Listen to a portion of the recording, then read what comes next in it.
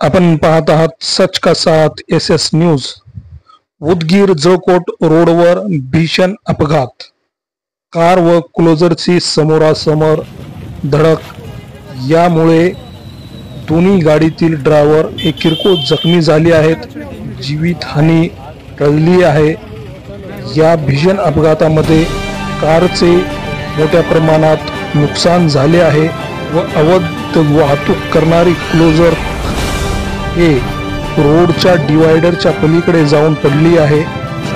हा अपघात lotus hostel व ग्रँड फंक्शन हॉलच्या पुढच्या बाजूला वस्तीमध्ये घडला आहे।